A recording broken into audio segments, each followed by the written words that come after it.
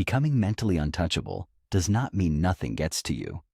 It means someone can change their tone, ignore your message, criticize your work, or misunderstand you, and your entire inner world does not reorganize around it. The real skill is learning how to feel the impact without letting somebody else decide what happens inside you next. You still feel the hit. Your chest tightens. Your jaw locks. You replay the sentence while washing a cup, walking home, or staring at the ceiling later. Then you do the tiny thing you promised yourself you would not do. You check their profile again. You reread the message, searching for a meaning that was probably never written there. You imagine the perfect reply, delete it in your head, rebuild it, and end up defending yourself in a conversation that is not happening. That is emotional dependence, wearing the clothes of analysis. If one person can control your mood without even being in the room, what are they touching inside you? Today we are going to break down why some people feel so difficult to shake, what mental untouchability actually looks like, and how to build it without becoming cold or numb. Welcome back. Let's get started. The quieter form of strength is self-possession. Self-possession means your emotions still belong to you, even when somebody else triggers them. Their behavior gives you information. Your identity does not have to move with it. Your brain is constantly trying to answer one question. What does this mean about me? A delayed reply becomes rejection. A correction becomes proof that you are incompetent. Someone looking bored becomes evidence that you are embarrassing. Your mind reacts to the event, then quickly adds a verdict. That verdict usually comes from somewhere older. Maybe approval kept the peace at home. Maybe being useful made people warmer. Maybe mistakes brought ridicule, silence, or tension you felt in your stomach before anyone spoke. So you learned to monitor faces, pauses, footsteps, messages, and changes in tone. Years later, that same skill can turn a normal interaction into an investigation. Someone pauses for half a second, and your brain opens a case file. You notice your face while trying to look normal. You hear your voice from the outside while you are still speaking. You are in the conversation, but also supervising yourself inside it. That is exhausting. Caring is not the real problem. The problem begins when other people gain authority over what your feelings are allowed to mean. When someone criticizes you, the pain often arrives in two parts. There is the comment itself. Then there is the sentence you add. They are right. Everyone can see it. I should never have tried. The comment may sting for a moment. The sentence you attach to it can follow you for days. Mental untouchability begins when you separate those two experiences. What happened? What did I make it mean? Those questions interrupt the automatic verdict. Your friend canceled dinner. That happened. You are forgettable is an interpretation.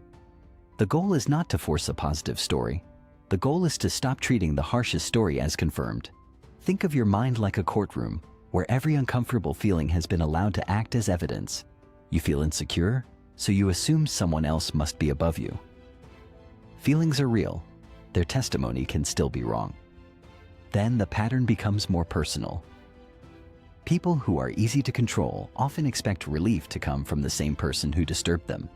They want the reply, apology, reassurance, explanation, or changed tone, so the nervous system stays open, waiting for that person to close the loop.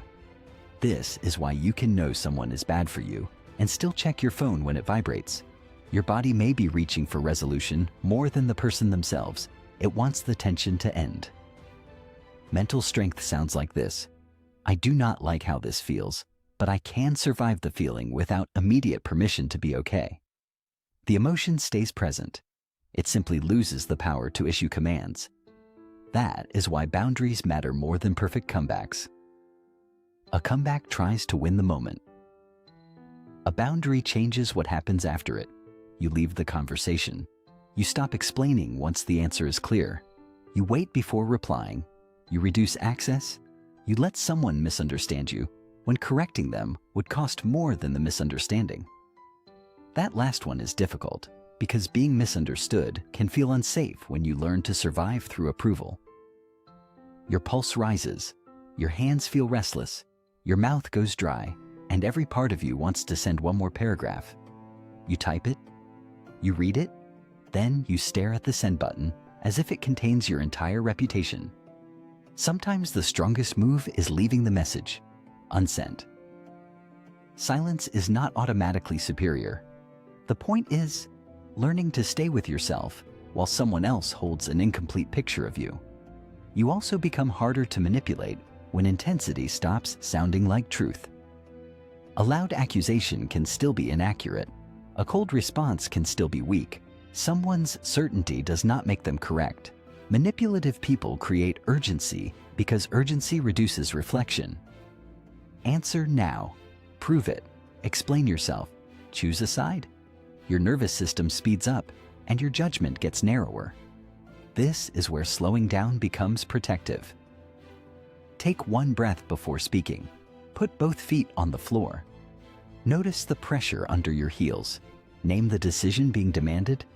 Then ask, would I choose this if nobody were rushing me? That delay gives your mind back to you. Mental untouchability is built in ordinary moments. It grows every time someone is disappointed and you refuse to abandon yourself to fix it. You will still care. You will still feel awkward, angry, embarrassed, or hurt. The difference is that the feeling becomes something you experience rather than something that chooses your next move. Other people affecting you is human. Depending on them to define what the feeling means is the part you can change. You may have learned to search outside yourself for safety, meaning, and permission. Now you can practice bringing those decisions home. Being mentally untouchable does not make you impossible to reach. It makes you difficult to control because you no longer leave yourself unattended. What situation makes you abandon your own judgment fastest? Criticism, silence, rejection, or urgency? Share it in the comments and subscribe if you want more clear explanations about the patterns that quietly control your reactions.